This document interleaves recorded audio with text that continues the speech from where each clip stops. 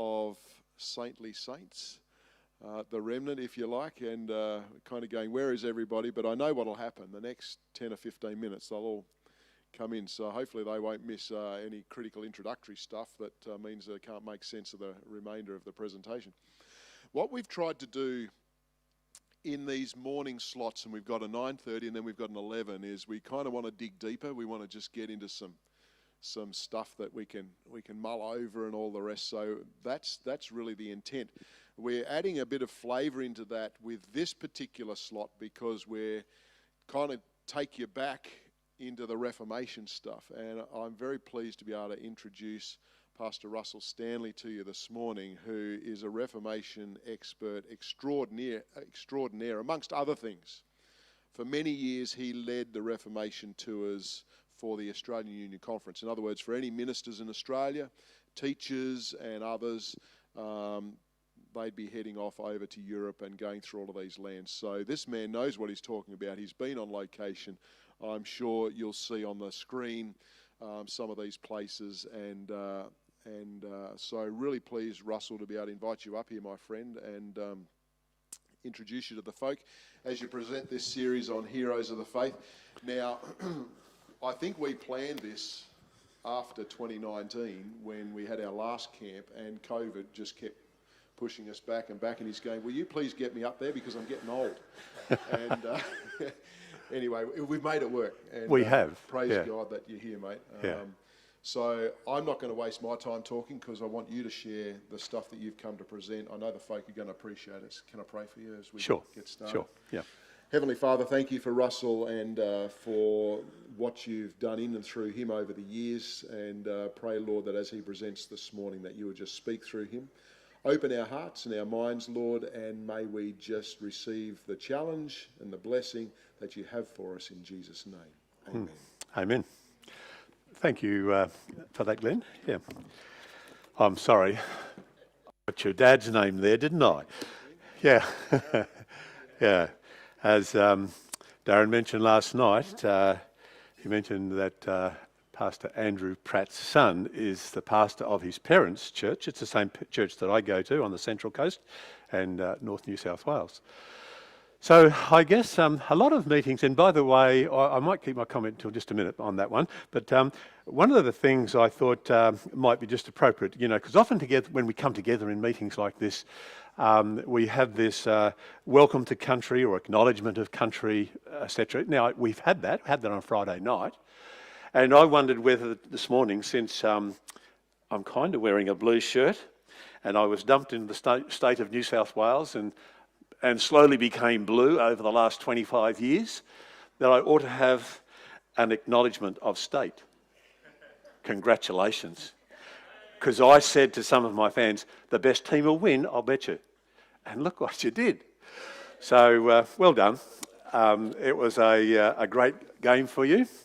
But is there something about it's not over until the fat lady sings or something? I'm not quite sure that is actually a politically correct statement to say. But hey, I guess from year to year we'll always hold out hope that the time will come when it may reverse around. But at the moment, you're it. Congratulations, well done. Yes, as Pastor Darren has mentioned to you, I have been involved over recent years with the Australian Reformation Tour. Pastor Harold Harker, and if you've come from Cairns, you've had probably the most recent introduction to Pastor Harker, who's been filling in for the pastor up there over the last few months. He started the Reformation Tour many years ago. My wife and I went on that tour, of those tours, because altogether Pastor Harker, for both the Australian Union Conference, I know then he ran them for the South Pacific. He also ran specifically, and he also ran them for the Russian division. And altogether, he ran about 20 plus tours through the Reformation lands. And when he came and asked me if I'd be willing to take over, I kind of trembled a bit because I thought, he's a hard man to follow. He's a big man and he's had big shoes and he's done a great job with what he did. But I have thoroughly enjoyed it. I had to wait till I got to retirement almost. And since that time, I had 10 years that was stopped by COVID. And but it was also, I was right in the process of mentoring the next person. And that will happen in time as well. There has been a person who has been appointed to part of what I was doing, because I was doing Bible land tours, but mostly Reformation land tours. And Pastor George Munoz, who was the union president, has taken over Bible land tours, but as yet we haven't got somebody to take over the Reformation land tours. So that's still coming, and it will come back, because I know there have been many people from Queensland and North Queensland. I was looking forward to meeting up with Levy, actually, because, and sorry to hear that he's not well. Yeah, I hope that he'll be fully recovered soon from his surgery, and maybe we might have a chance to catch up before we go. But he was a great character on a tour we had. Probably about 2013 or 15 would be my guess for Levy when he was on tour with us. So, yeah. And there are others as well around the conference, both lay people as well as parents and just general members. So you're going to see on the screen a lot of folk who have been on tours. Some of them you may recognise, others you may not. And what I would suggest that you do is this, that when you come in each day, and you may even want to shift today for this very purpose, because this desk and myself is going to take up, that's where all my slides will be, on that half of the screen. That will stay constant there. And you want to get a good vision of the screen, not me. This presentation is about, it's all on the screen. All right, and make sure you can get a good clear vision, and unfortunately quite often even the wording may come down to the bottom of the screen, and so if you want to shift now, good time to do it. And each day when you come in, probably this side is going to be the best side, and only being a smaller number at this time of the day, that's fine as well, and just feel comfortable. Nice clear space through here, yep. And I think my wife has seen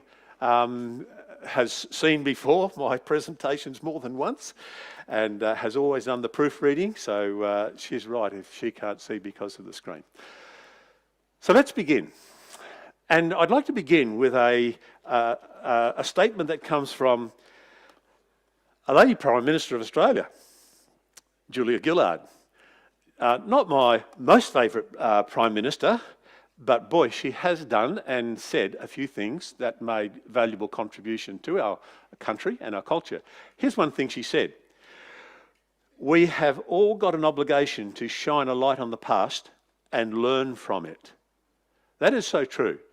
And I guess one of the things that I have come to appreciate as I got older, I've got to admit, not so much when I was at school as a youngster, but as I got older, I began to appreciate history more and more, and along the lines of what Julia Gillard has said here, shine a light on the past and learn from it. And that's what I trust that you're able to do as we journey this week through some experiences of the past. And I think some of the greatest experiences that have come into our last 20 centuries. And to support that, I'm going to use a Scottish Presbyterian theologian, William Cunningham, who said, the 16th century Reformation was the greatest event or series of events that has occurred since the close of the canon of Scripture. In other words, we're looking at sacred history in the light of that man, and also, I believe, where I'm coming from as well. This is sacred history, and it's a very important history that we'll be looking at during this time as well. And so let's begin. Our theme today that we're looking at is the story of the Waldneses, and out of that theme, or out of that topic of the Waldneses, we will take a theme. And each day, by the way, tomorrow, the theme will be the Bible, and the importance of the authority of the Bible in the context of the Reformation and the work of the Reformers. Then when we come to Martin Luther, it's all about his emphasis on grace and salvation. Then when we get to Zwingli, that'll be an interesting one. You might learn a few things out of the Zwingli one that you may not have been aware of before, and particularly dealing with the communion and the place of the communion or the Mass, in the case of the medieval church at the time of these men, the significance and importance of how we understand communion. all right, and how that affects church worship.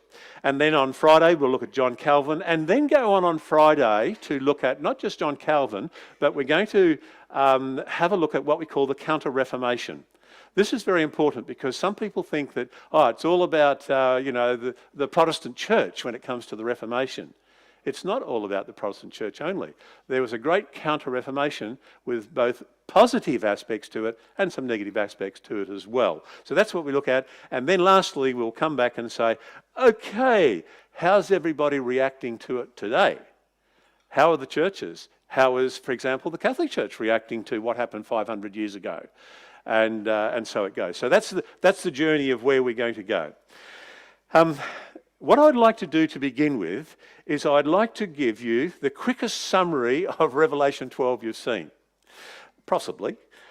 This is a chapter that we've come to know as the great controversy chapter of Scripture, and particularly of the book of Revelation. And as we look at it, you are quite familiar with it, I'm sure. I'm not even going to get you to look up at this stage. You may wish to later on. But at this stage, you remember there are three symbols.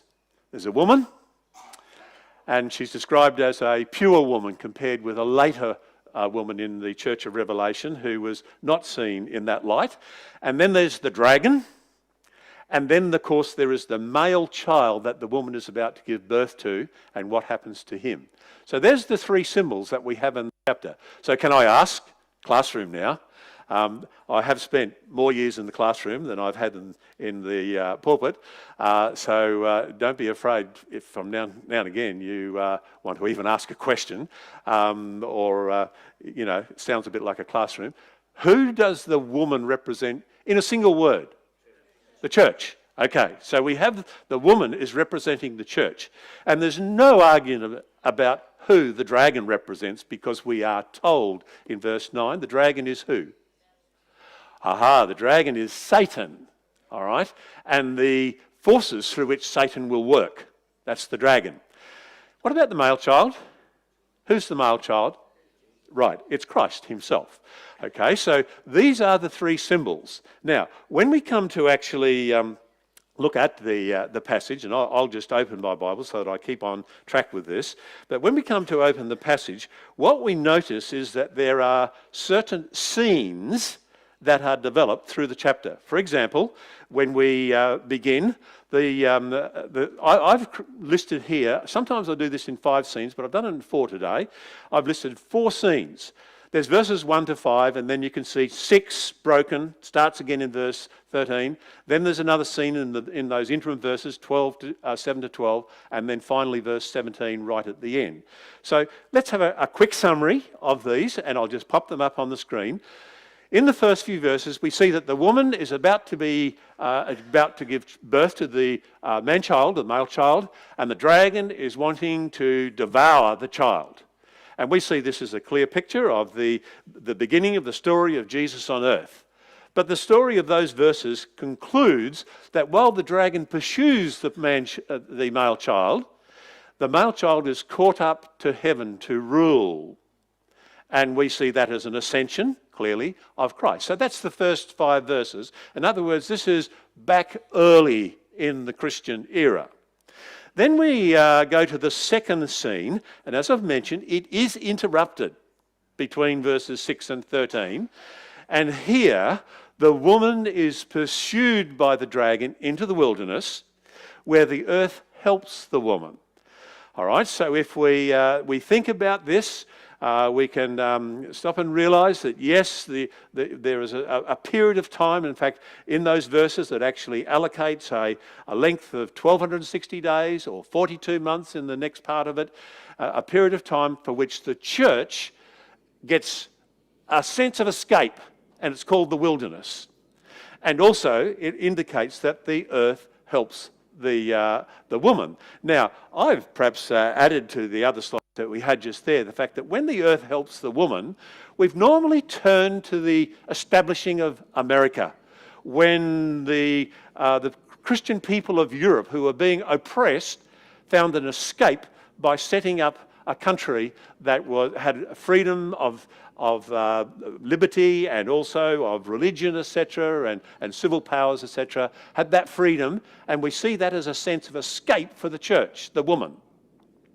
But I have seen and appreciated those who've also said that the Reformation, and so I popped up some photos of some of the key Reformation leaders, both on the continent and in the UK itself, and realised that the Reformation also was a way in which there was stress relief for the church.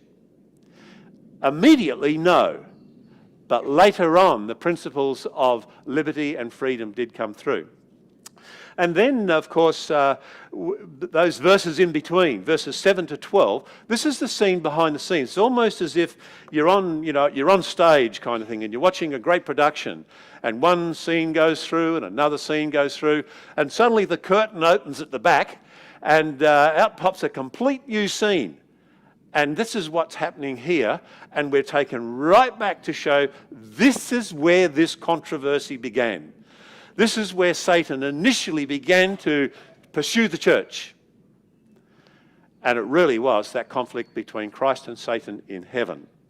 And so for that purpose, you would probably appreciate that the struggle between the man-child, now called Michael, and the dragon, taking place in heaven until the dragon is cast out, and he's cast out to this earth, and he causes a lot of havoc. All right, finally, the last scene is the dragon's conflict with the rest of the woman's offspring, or what we come to identify with some translations to the remnant. And it's a very angry scene. He's come with great fury in this regard. And so when we look at this, and then we kind of realise, okay, this is an overview. It's a very quick overview from the beginning of the Christian church to the end of the Christian church, and some of the struggle that goes on, particularly in the middle of that scene. That's what's being looked at here in this chapter. Now, for that reason, I have particularly... Oh, there's just an illustration too for the, I guess, the last conflict with the church.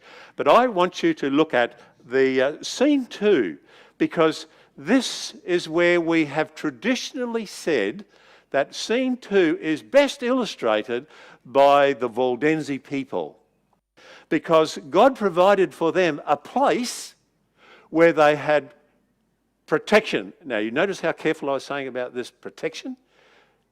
Didn't always come. And that's something that we want to grapple with today. What are we going to do with this? About, yes, he provided a place, but the Waldneses were also murdered, sometimes in the thousands. But on many other occasions, miraculously, they escaped. All right? So I want you to have a look at this. And this is interesting that Christina, on her... Sabbath school lesson this last week, she got from John Pauline the fact that the whole of the book of Revelation is kind of organised in a chiastic structure. Now, a chiasm, and I've just gone one step further than this. I didn't know that Christine was going to do this, but that's okay.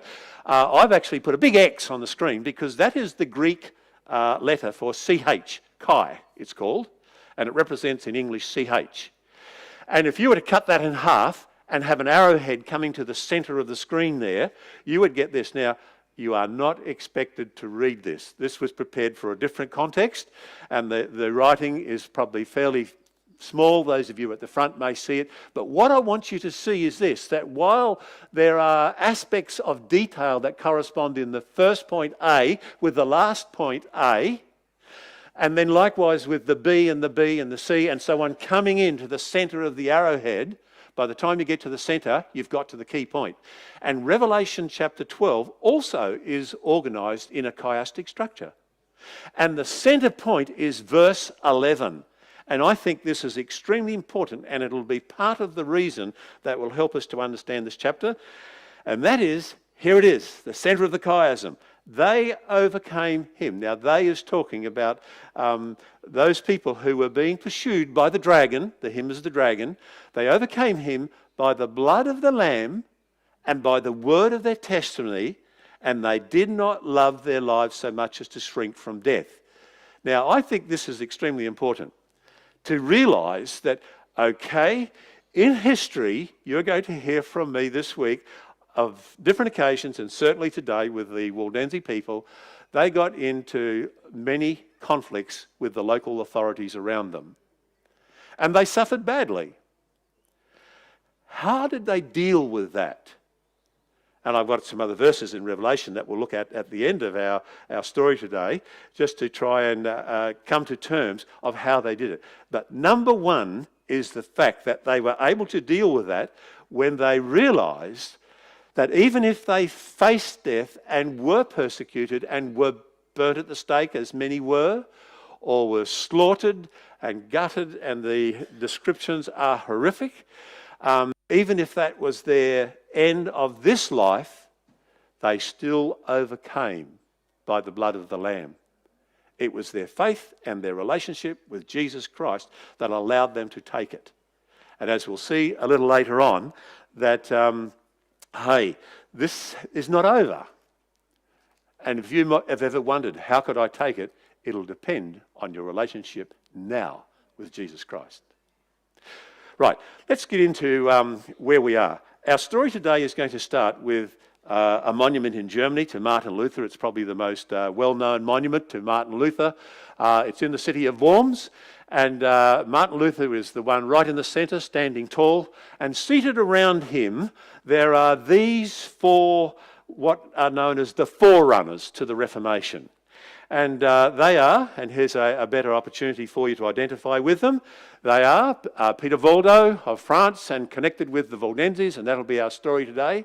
Tomorrow we're going to look at Wycliffe in England and Huss in Bohemia, and then on the Wednesday we'll get right into Martin Luther himself. Now these forerunners, and we'll also mention Savonarola along the way, but I won't spend the time with him as I will with the others. So these forerunners were living in times that preceded what we refer to as the 16th century Reformation. We're talking about the beginning of the 1500s, those first probably 50 years, with the Martin Luthers, the Zwinglies, the Calvins, and people like this. We're living in their time, in the beginning of the 1500s. But before them, there were people planting seeds, and some of the best seeds were planted by the Waldneses. So let's continue with their story. Here you can see them on a timeline here. The ones in black, of course, are the major three that we'll be looking at later on. But then you've got, going backwards, and notice the arrow for Valdo. He doesn't even fit on your screen. He's way, way out there, and he's a couple of hundred years, well and truly 300 years before the time of Martin Luther. And so let's have a look at this story of Peter Valdo. And I turn to the story of Peter Valdo first, simply because today there's a lot of rewriting of history. And I won't get into this, but I see it happening again and again. And it's an attempt to rewrite history in favour of the major church institution. And they will tell you that the Waldneses began with a rebel by the name of Peter Valdo. And it's a rebel breakaway from the mother church. No. The Waldnese people were identified many, many centuries before. One of the sources which I used and appreciate is the book by Wilkinson and his book on Truth Triumphant. And he actually spends quite a bit of time on this issue, showing that the people of the Waldnese valleys, they may have had different names even, but there was a strong primitive group of the Waldnese people that were identified from way, way back.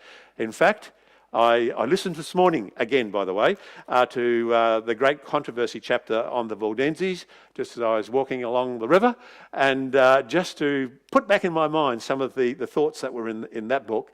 And Ellen White makes a very clear statement that the Church of the Waldneses was really established from apostolic times.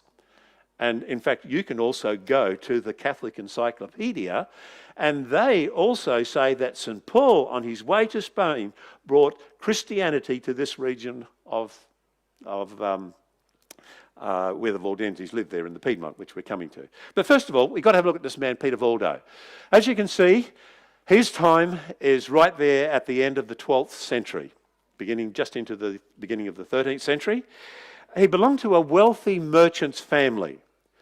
It was apparently in cloth production, and he was involved in that business himself, and he himself became quite a wealthy man.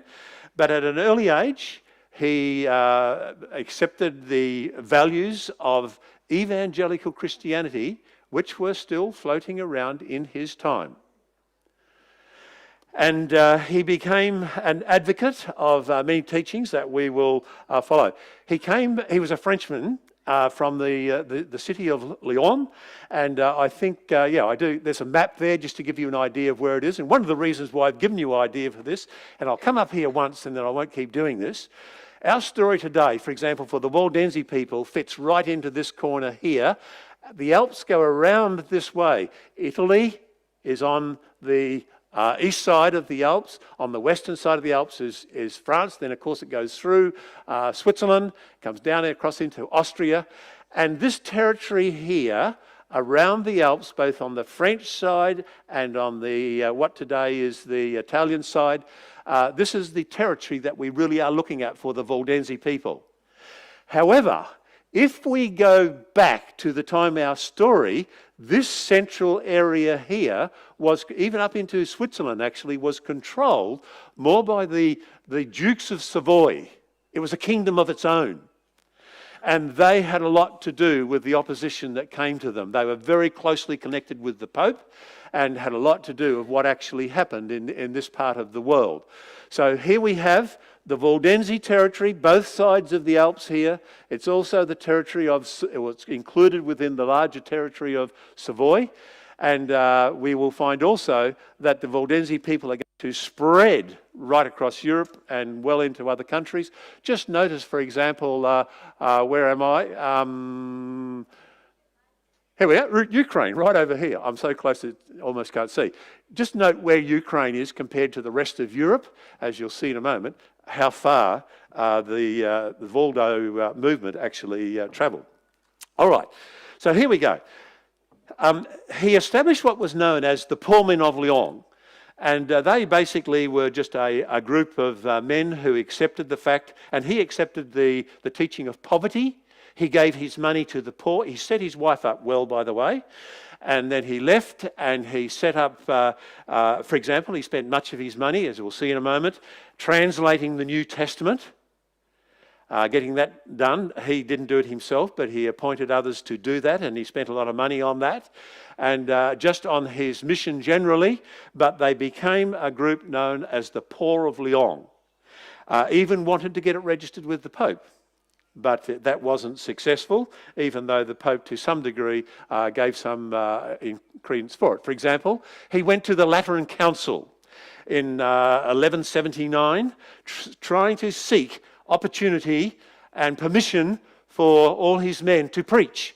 But the church says, no, they're not ordained, they haven't been through the course of study, they cannot be priests, and they cannot preach. But they went on preaching anyway. That then brought them opposition, and that in turn spread them.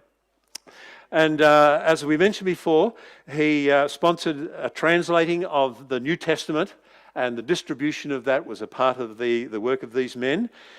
And even taking it, by the way, to that Lateran Council, and the Pope gave some credibility to their translation, but not to, obviously, what they were wanting to do in the preaching and what they were sharing there. And so they didn't get all the support that they really wanted in that regard. The opposition that came to the Poor of Lyon and Peter Waldo was that it pushed them outside the immediate territory there in that corner of France. They travelled right over the country. They travelled right throughout Europe. In fact, I found it interesting to notice that while I was doing a little bit of research, up came these postage stamps for Ukraine 2022 honouring the work of Peter Waldo. And that's interesting. So even the effect of what he and his men were doing, where they were spreading out over Europe, right across even to Ukraine, they felt it over there as well, and it was honoured in stamps that just came out last year. Obviously, that would have probably been well planned before the country was hit by war, but the programs went ahead and they came out. All right. Here is Peter Waldo's, what he stood for, and I've tried to condense the summary here. In fact, I've condensed it even again. His evangelical beliefs were simply this: Christ, the Scriptures, and a life in conformity of the apostles. That's great. In a little more detail, it included the authority for them to believe and follow were the Scriptures. Go to the Scriptures. It's not the church. It's not the priest. It's not the Pope. No, it's you get your authority for belief from the Word of God. And so that's number one, and that becomes one of the main stream of two pillars to the Protestant Reformation, is that very point. Salvation by faith alone in the merits of Jesus Christ was another teaching which was very contrary to what was happening in his backyard at that time, if we want to call Europe his backyard. And then after that, we'll go to the fact that he rejected many of the major teachings of the church, such as purgatory, the Mass, the prayers for the dead, veneration of the saints, etc. He rejected those, and then he also opposed some of the practices of the priests, because we would have to say that in his time, and the church, the medieval church recognised this and made a lot of changes themselves in the Counter-Reformation, and we'll come to that at the end of the week. But there were so many practices that were going on that if you were to tell the story of them, it just makes you shudder to think, how could they believe that? How could other people believe that and follow that? And so that was another major part of his reforms. I remember a little article that Pastor Harold Harker gave out to us when we went on this first Reformation tour, which I continued to produce as an e-copy, but he gave it out as a hard copy. And it says, "Pick a Pope, any Pope." That was the title. And what that article was saying, just every one of the popes at the head of the list of priests, you can see where we're going with that, they had significant flaws in their behaviour. And that became one of the motivations for the Protestant Reformation, because they could see the corruption that was going on in the church and that it needed to be changed. And that this man, Peter Waldo, got involved in that as well. So you can appreciate why a little later the various councils not only opposed and said, no, you can't preach, but they excommunicated all the poor of Lyon and all the followers of Peter Waldo, and they spread, as we noted before, all over Europe. Now, it's an appropriate title, by the way, for Peter Waldo, that he is sometimes referred to as the first tremor of the Reformation. Not a bad little summary for him, the first tremor of the Reformation. Most of the reformers have a little caption one way or another, but for him that's very, very appropriate. All right, so he settles in the Piedmont. Now here's another map just to show you where that Piedmont area is. As you can see, Italy to the east and southeast there, France to the west, and Switzerland above. That's the Piedmont area, which really is a part of what we call Savoy, which was was a bit larger than the Piedmont area. But this is where Peter Waldo went, and he went the one area that probably today, for example, if you go to visit the Waldneses, you will probably go to Torre Pellice, because this is where the headquarters of the Waldense church in the world today is. It's in Torre Pellice. And so that's where also this man went and had an influence, but it was right through these valleys in that area on the, initially for him, on this east side of the Alps, down in the valleys, even going out onto the plains, but they had the escape of getting up into the mountains when it was needed. All right, so that brings us then, if Peter Waldo came into the territory of where these very basic evangelical Christians were living and practicing their beliefs, etc., if Peter Waldo came into that area, rather than saying he started it, let's say he joined it and became a very prominent leader. That is very clear. And so he becomes now one who is recognised as one of the most prominent leaders of the Waldense people at this period of time in the Christian history, in the Christian story. I want to, for a moment, just look, we have, as I indicated on that last slide, I think we have a bit of a sanitised view of the Waldense people. I certainly grew up with one. I loved the idea that they rolled stones down on the enemy down below and had joy watching them. Well, that's how I thought it happened anyway, but apparently it wasn't quite like that. And there are lots of other aspects of the story of the Waldenses that we tend to glamorise. It wasn't all glamour. And I hope that in our time that we share together, you can see that there's some lovely situations with it, but it was tough times for them too. We come back now and then we ask this question, did they get their name, this is the Waldense people, from Peter Waldo? Because you can see Waldo, Waldense, you know, it kind of flows a little, and that's perhaps where the name come from. Or did the Waldense people proceed? The question probably really is over the use of the name Waldense, because Waldense is the name that is given to what we call the Waldense people on the Italian side of the Alps, whereas on the French side of the Alps, that was the name, the name that was given to them was the Vaudois. And both names meant the same, people of the valleys. But if you look in earlier accounts, as I mentioned, Wilkinson says in his accounts, if you look in earlier accounts, he can find the name Waldense in very, very early histories. The name Waldense appears long, long before Peter Waldo, but certainly Peter Waldo joining up with that name gave it perhaps a little bit more push and clout. But certainly the name was around well before, and we see Peter Waldo then coming in to join a movement that was already underway. All right, let's continue on. Torripolice, it's a lovely town. By the way, if you've just come out of Rome, which we do on the tours that I've been involved in, you've just had about a week or so, not quite a week in Rome, seen every church or cathedral that's possible to see. No, it's not actually, but you kind of get sick of churches, and then you suddenly come out and you're in this territory. It's a breath of fresh air.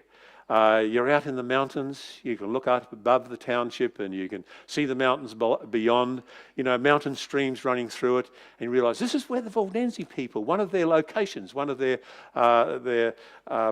towns, villages of their time. You can look up above their headquarters church. This is the Wahroonga church of the Waldense people here in Torripolice. You can look out above and you can see that little peak in the mountain, and you're immediately reminded of their history of Costelluzzo. And we're going to come to that a little bit later on. And of course, there's the headquarters building. This is their general conference, if you like. It's all there in Torripolice. Great museum, and lots of photos come out of that museum that will illustrate where we go from here on, including, for example, some of the early translations that came from the Waldense people. Are found there, or copies of them are found there in the museum. Bit of a cultural museum downstairs as well, just to give you a bit of an idea how they really lived. And you must stay in Forrester, the guest house there, run and owned by Waldense people with a very simple but clean, lovely facilities, lovely basic food, and it's just a delight to actually go there and be a part of Forastera when we stay. So you kind of get the feeling that this is it is a lovely place to go. We go up one of the first places we go is up the Angronja Valley, because this is a place where many things took place that were appreciated by the Waldense people. And if I go over here, you can see Torripolice is right here. It's on the Bobby Police river that goes up this way, and this is the Torripolice valley going up this way. And you can see these different places, Shanfaran, Sarai, Subord, which is also tied up with Bobby Police, we'll see in a moment. These are some of the places we'll go to and see some of the things that the Waldense people did. But we're only scratching the surface. You can see that their presence, and this is just the Italian side of the Alps in the Piedmont area. You can go across to the French side and see the Vaudois story of the Waldenses right there too. It's significant today, and by the way, other parts of the world. There are pockets where they have established themselves in other countries like Uruguay and South America particularly. They have made a very strong presence. Down in the boot, or the toe of the bottom of the boot, I should say, or down on the toe of Italy, there's a strong Waldense presence down there today as well. But we're just focused in this area because it's going to give us a little bit of the story of these people. All right, now we are pushing on, but I'm not pushing on here. Does that mean no, the battery's full and it's on green? I'll try again. No. Dwayne, can you just push that on for me? Right. Does it want to push on? It has now. Okay. Let's hope that was just a stumbling block that's gone. This is the Angronja River as you get up the valley. It's quite a significant river, actually. And boy, you can't see this and then not have the stories go through your mind where you read and know about these stories where the Angronja Valley was a place where there was a lot of shedding of blood. And statements actually are given that talk about this river flowing the colour of blood. So it is something that, when you see it, it does seem to happen. I seem to have done something here. Dwayne, can I give this to you for a minute? I'm not sure what I've done to it. I thought I was only pushing. It's gone again. Righto.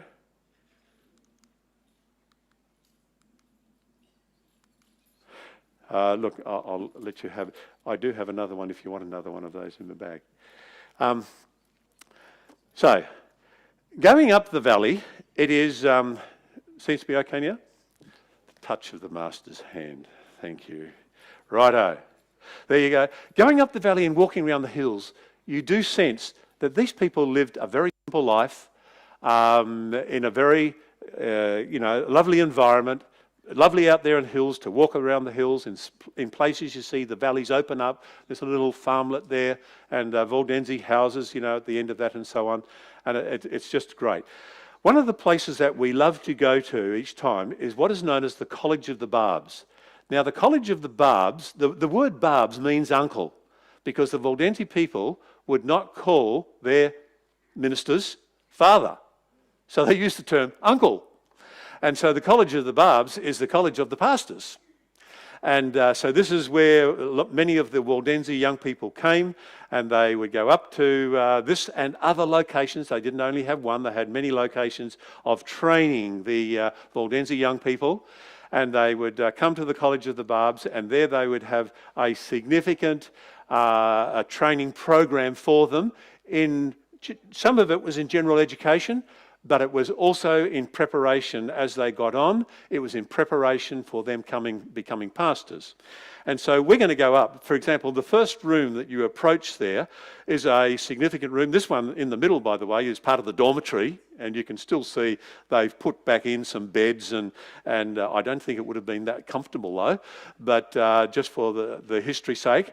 But the one on the far left of that group of 3 or 4 buildings or rooms is the one that probably we like to go into most, because it has this stone table in it, and it is believed that this is the authentic table that was used in this particular College of the Barbs, and it was around this stone table that the Waldense youth would gather while the Barb would teach and instruct them.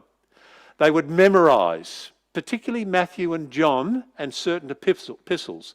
Can you appreciate that these students, I guess, would never get their hands on a full translation of the scriptures, but they did get parts because the Barb would dictate to them, and they would carefully copy down just small sections of the scriptures. And as you can see here, that the translation of the scriptures was also done with these young people, because you'll see in a moment, they're going to go out to some other countries. And so they had to learn some translations as well. And they would begin to copy down these small parts of the scriptures to take out and distribute as they left on their journeys. These are just photos as we've gathered around in what, again, I see as being a pretty sacred spot. And just as you're coming out of and leaving that particular room, there is this notice. It's actually in 4 languages just by the door, and the bottom one reads, and I've enlarged it so we can kind of read it, "The School of the Barbs, as well as many other similar places in Europe, prepared the Waldense preachers for their witness and service during the Middle Ages before the Reformation."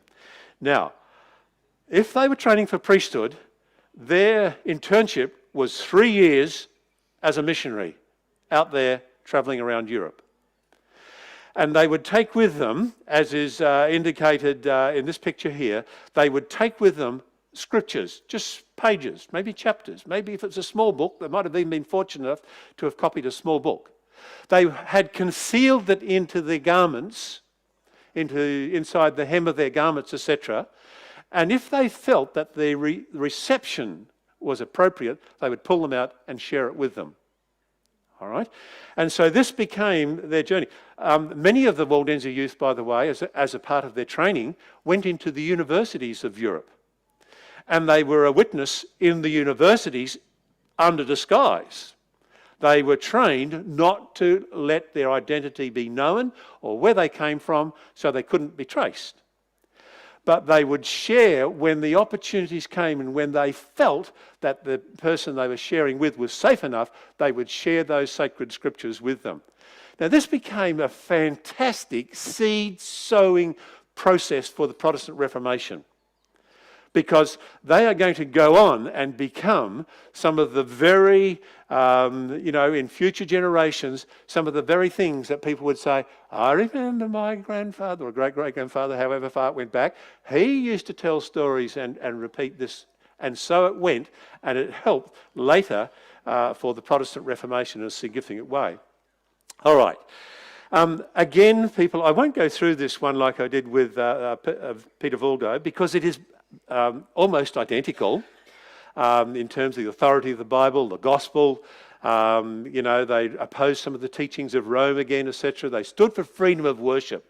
That was one thing. Never fought, I shouldn't say never, usually never fought for it. They were pacifists. But they stood for freedom of worship, had a strong sense of mission and sharing. And also, just interestingly enough, communion for them was for everybody, was to participate in the bread and the wine, and also fish. And it's interesting to notice that this stone relief that is found in Germany actually shows, it's a 13th century stone relief, and it shows Waldense people celebrating the communion eating fish. It specifically identifies that. And that's an interesting point for the Waldense people. All right, we're going to leave there, and we're going to keep walking around a bit more of the natural life here and go down to Latana, which is a cave. This is only one of many caves that the Waldense people used, and it was used for protection, but it was also used as a church. And you can appreciate when we came to it, we would use this as an opportunity to kind of really get the feeling of a primitive group of people having to worship regularly in isolation out in the cave, wherever it may have been, and to go there and sing. Now, we sang A Mighty Fortress Is Our God, which is Martin Luther's hymn. They never sung that because that hadn't yet arrived on the scene. But Faith of Our Fathers, and some of these other great hymns of commitment, etc., we would sing there in the cave, and beside it actually making a great sound in the cave. It was interesting also that we were able to just have some of the feeling of what those people actually experienced at that time.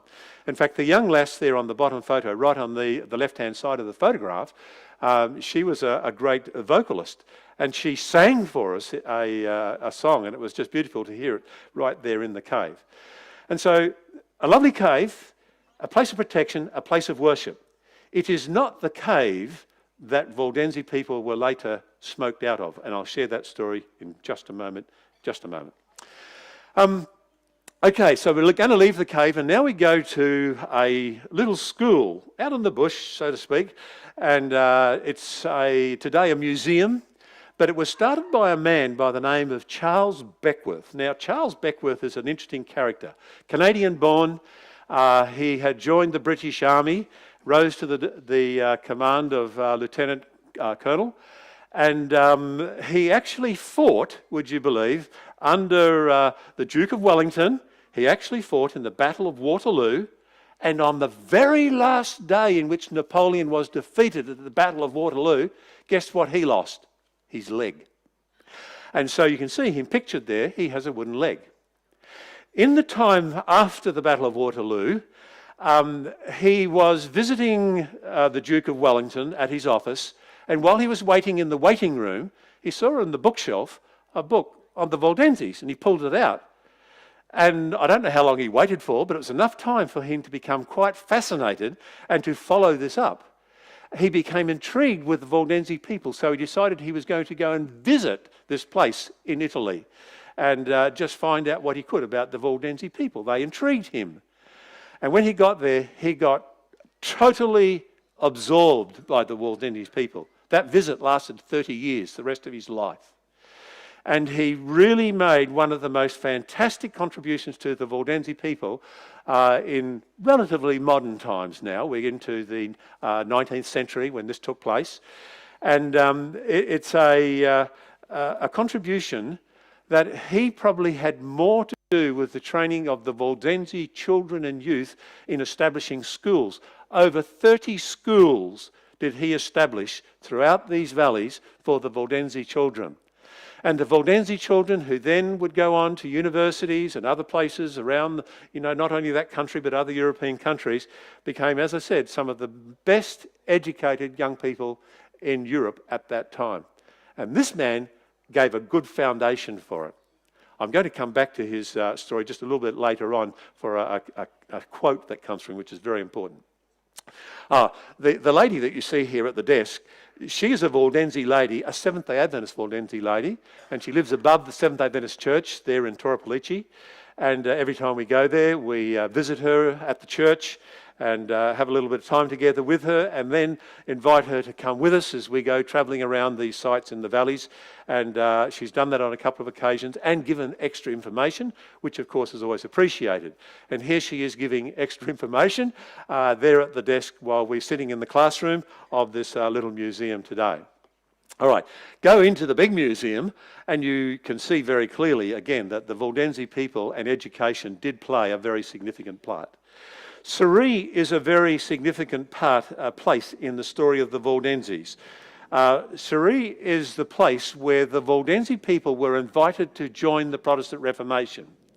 If you look at the larger photograph there, you can see a monument and some of our people standing around the monument there, and they're overlooking a paddock that in the date, and here it is, we'll get in a moment the date, William Farel, he's the man on this Reformation wall in Geneva.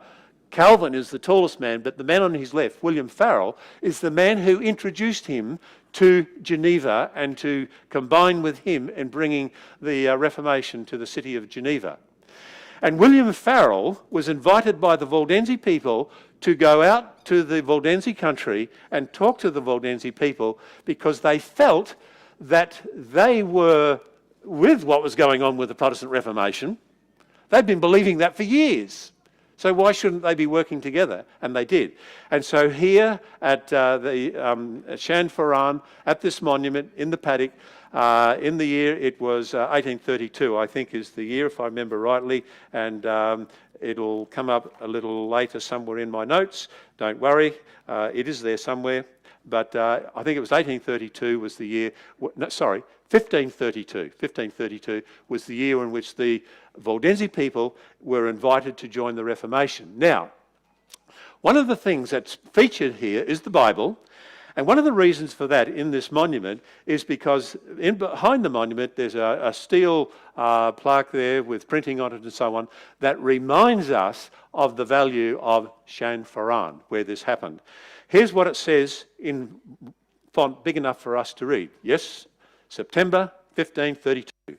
The Barbs and the people here had in this place a 6-day conference in which they decided that the ancient Waldense heresy would acknowledge itself in the recently born Reformation, and decided to make the first complete translation of the French Bible by Waldneses. Now, Waldneses was actually a nephew of John Calvin. And the Waldense people funded this translation, French translation, as their initial contribution to the Protestant Reformation. And so you can find evidence that just a few years later, that the translation became available and was to help in the Reformation in France, outside the territory of the Waldense people as well. All right, I'm going to skip over a couple of things because we've got to come to one of the most important parts of this story in just a minute. This is just simply saying that after the Reformation, they started building churches. Maybe very primitive, as is shown in the museum, but eventually the pews did have backs on them, but they did start building churches, but they also came under attack. This was one of the churches that we went with. Alan Lindsay is actually speaking on this particular occasion in the church on one Sabbath when we were there. Persecution. This is a very sad story for the Waldense people. I struggle to know how to, one, illustrate it, and two, talk about this without making you feel sick. And so this is probably the most offensive photograph I've included here, but just a couple of brief descriptions will give you a bit of idea of what we are talking about here, the kind of persecution that these people faced. It was constant and it was ongoing.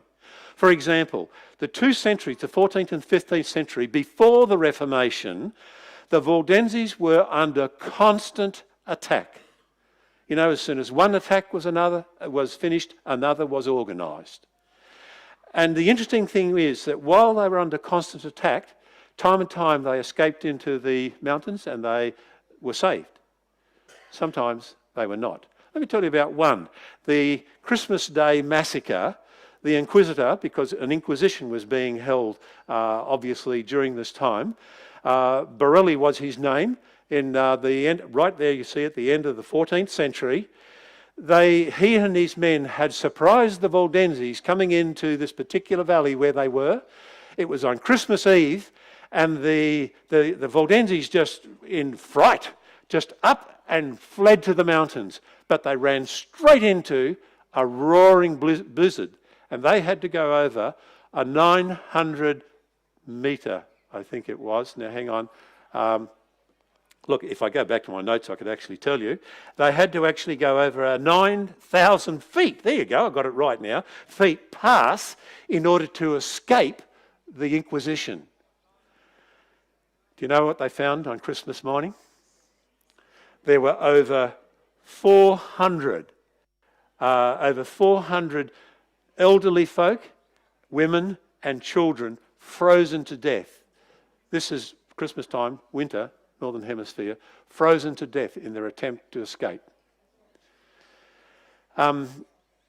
In another situation here that came up, 1487, Pope Innocent VII, he issued a papal bull of extermination for the Waldenses. He offered pretty good incentives if, for example, if you killed a Waldense person, you were given full remission of all sins. You were given their property of ownership for your own ownership, and it just went on and on. So you can imagine now that the armies of Savoy and the French armies, that the two that had joined together here to attack at this particular stage, following this 1487 announcement, that they were filled with criminals, just desperate for their own freedom, but how it came at a cost, and what a cost it came at. For example, they trapped 3,000 Waldenses in a cave on the French side of the Alps and smoked the cave out. Every one of those 3,000 Waldenses died, including the women and children who, you know, young children still in the arms of their mother who had likewise been suffocated to death. And yet at the same time, go across the other side of the Alps, the Waldense people there, they were experiencing incredible deliverances.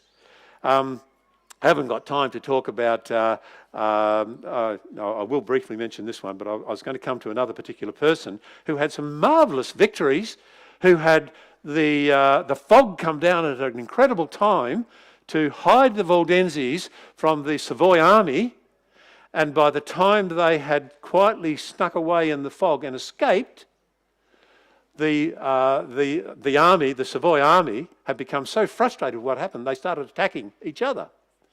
And so there was that miraculous, deliverance that happened, and that was happening just after the other ones that we were talking about as well. Pinerolo, that you would have seen in the last photograph, right there at the sort of the mouth, the entranceway, if you like, into the Waldense territory, was the headquarters for the Counter-Reformation against the Waldenses. At Pinerolo, you find this interesting building. Today it's a museum, but when it was built as a dormitory for, if you read below, hospice for catechisms. This is the captured Waldense children that were not killed, were brought back to this dormitory and indoctrinated back into Catholicism and put back into the community. And that's how many of them sadly remained. Go to the church, the cathedral. It's a cathedral, actually.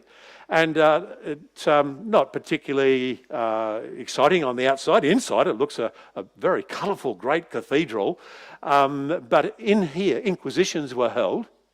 And then they were taken out and burnt at the stake on the very stones that you see out there in front of the church today, in front of the cathedral. And were burnt at the stake. It's just horrific to go through the stories and the experience of these people. I'm going to jump over Joshua.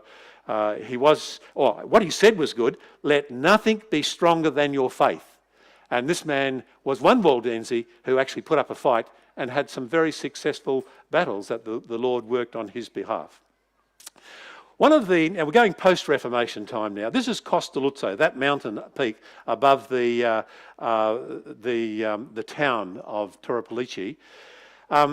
It had what was known as the Easter Massacre of 1655.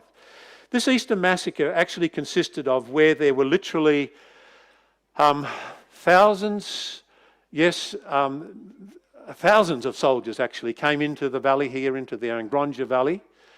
And they again attacked. But one of the terrible things that they did is that they convinced the Waldense people that they were friends and that they were to put up accommodation. They had been given permission to demand accommodation of them. So they gave them accommodation. On the eve of Easter, actually it was 4 o'clock on the morning of Easter, Saturday morning, the signal was given. And all those soldiers got up and began slaying their hosts. And most escaped, fortunately, but many were killed. Some of the escapees managed to get out of the territory completely, and we'll talk about them. But some went up the mountain to Costelluzzo here, because there's a great cave at the base of Costelluzzo, and they saw it as a cave of protection. But when they got up there, they were pursued and captured and taken to the top of Costelluzzo and were thrown over Costelluzzo, man, woman and child. As you can see there, that massacre just for that short Easter weekend, it's known as the Easter weekend massacre, but it really all happened there on that one Saturday morning. There were 1,700 Waldense people lost their lives, either in their very own homes or in their attempts to escape or hide or being thrown over Costelluzzo. What a sad story. And yet, they believed in a God who would protect them. And so often he did, but sometimes he didn't.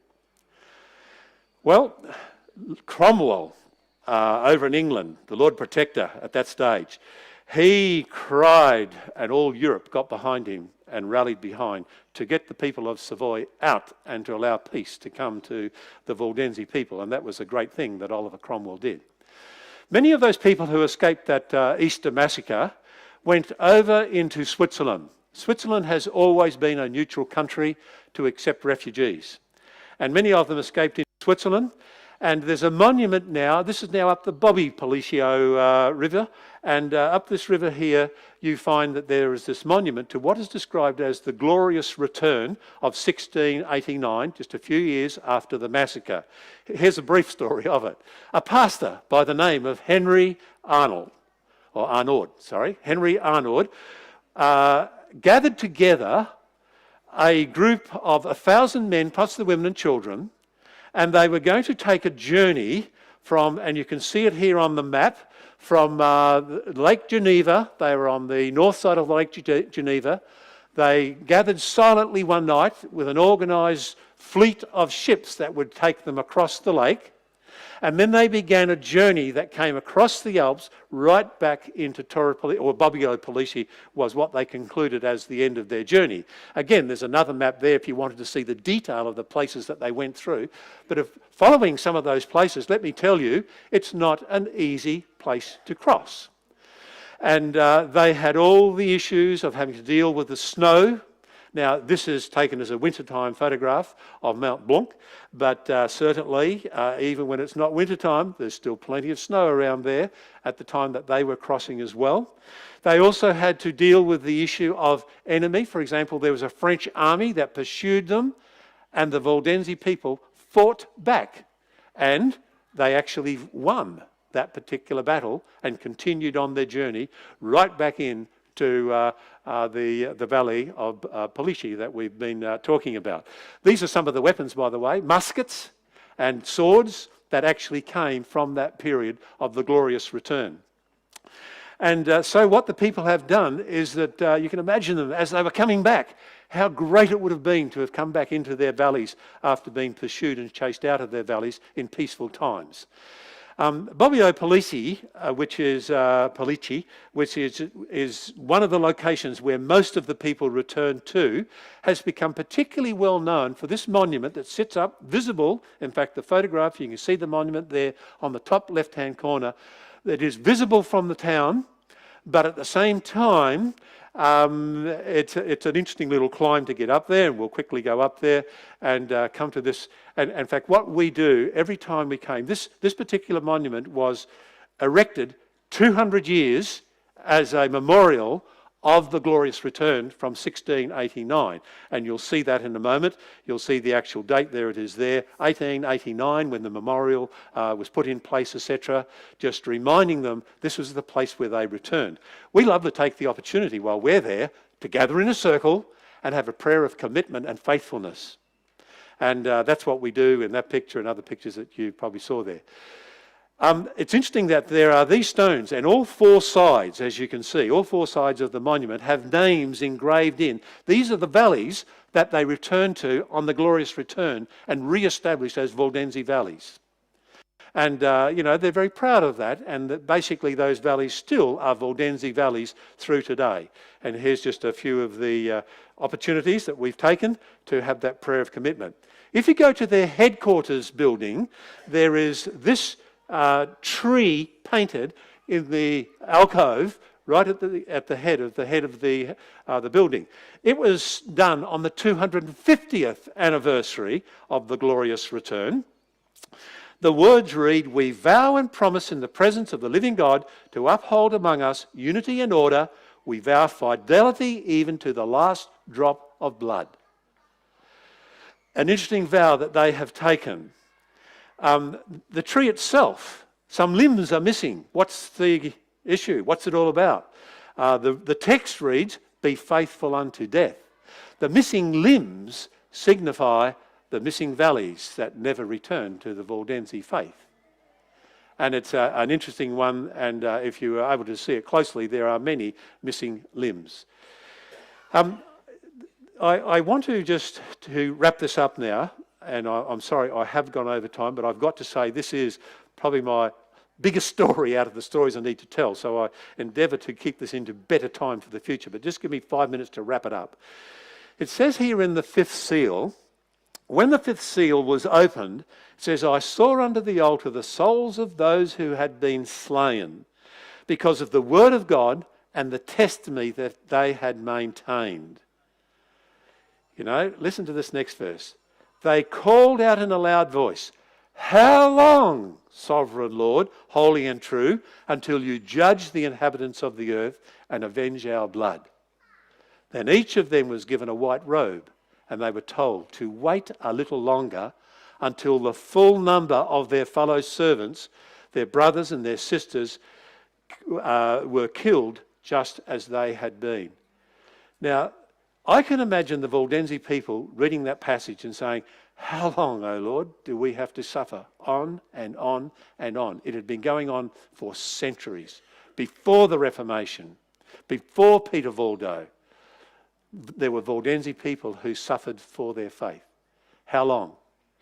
The encouraging thing here was, it was coming to an end. God was going to bring vengeance, and he was going to right the situation. In the end, God would win. That must have been encouraging to them. But at the same time, they were told, but there's going to be more who will join you. I invite you sometime to go to the SDA Bible commentary. I won't read all this to you now, but this makes that point, that this would have been encouraging to people from the Middle Ages reading this verse. But it also makes the point right at the end of this quotation, the same encouragement will come to those passing through the great last conflict. What the Waldenses experienced, stretched over centuries, will be the experience, according to Revelation 12, of Satan's last attack, where he will bring destruction and havoc as best he can. I had other texts, folks. It's interesting that 5 out of the 7 churches all deal with the situation of opposition and persecution. Particularly the church at Smyrna, for example. If you go and read the church of Smyrna, it actually makes it very clear that there were going to be many who would face persecution. But notice the promise that's given at the end. It says, be faithful even to the point of death, and I will give you life, or as your victor's crown. Whoever has an ear, let them hear what the Spirit says to the churches. The one who is victorious will not be hurt at all by the second death. That was a comforting thing to offer to the people at Smyrna who were being opposed by persecution. At least they weren't going to face second death. But folks, have you wondered, and this is where again I come back and remind you that this promise right at the centre, the chiasm of Revelation chapter 12, must be so encouraging to the Waldense people and to us today, because it's telling us that irrespective of what our journey is in the future, like the Waldense people, we can face death even now, but it's going to be dependent upon our relationship with our Lord Jesus Christ and the fact that it is his blood that covers us. And maybe that's a part of the answer why you see these photographs of these people who just face the opposition there so willingly, but knowing that this is their end of their earthly life, and yet their peace with God is strong. And so I have one final illustration that I'd like to leave you. The motto of the Waldense people is Lux lucet in tenebris, which actually means the light shines, light shining in darkness. Irrespective of what they were facing, they were prepared to let their light shine for their faith. It was a great theme of the Waldense people, as it is in Matthew. We're reminded of that as well. Charles Beckwith, he was the man who started the schools. He made this statement that has become immortalised with the Waldense people. We shall be missionaries or we shall be nothing. Now, one of the interesting things, on one occasion after the tour was over, I decided that I would go and visit, because we were never in Rome on a Sunday. I wanted to go and visit this Waldense church. It's less than a kilometre away from the Vatican. It's right in the heart of Rome. And I went into this church on a Sunday to just meet with these people and see if I could find out just a little bit more direct from them. So I went there. No one spoke to me. They had a service in Italian. I didn't understand too much, just a couple of keywords here and there, but basically, no, not at all. The service was over. I thought, I'll sit here. Someone will come on and say something to me as a visitor. No one did. So I thought, well, I've got to find somebody. So I looked around. I thought, who do I reckon could speak English about amongst these people who were walking out? And I spotted one guy, and I went up to him and said, do you speak English? Yeah. And I said, look, can you help me? And so I got into a conversation with him, and I won't tell you about some of the things that we were conversing about. But eventually I asked this question of him. I said to him, tell me, what's happening today with the Waldneses people? Is the Waldnese movement growing, or is it stagnating or shrinking? He hung his head and he said, it's shrinking. And I said, why? And he said, because we have stopped witnessing. And I said, well, you would be very familiar then with Charles Beckworth's statement, and he started to nod his head even before I quoted it, we shall be missionaries or we shall be nothing. He just said yes. And I came away from that church with probably one of the best lessons I've ever learnt about witnessing, that if we don't stop witnessing and share our faith and stand for what we believe, in the end, we compromise to the place that we become nothing. Let's bow our heads in prayer. Our Father in heaven, I would like to thank you for the legacy that the Waldnese people have left behind for us as fellow Christians today. It's amazing what they have done, how much they have stood for you, how much they have suffered for you. But Lord, may their message and the legacy that they have left, may it be something that we carry in our life. May we always be prepared to stand for you no matter what the odds are. And when Jesus comes, if we're still alive when he comes, we look forward to that glorious day. And if we've faced death before he comes, we know that there's a resurrection to be there as well. Father, may that be the experience of every one of us today because of our faithfulness and our journey with Jesus. We pray in his name. Amen. Folks, I'm sorry I've done that to you. I feared it might happen, and my wife more than feared it would happen when she did the proofreading. I thought, no, I'm right, I'll get there. I promise it won't happen on the next 4 because I do have little shorter stories to tell with what we have. Thank you.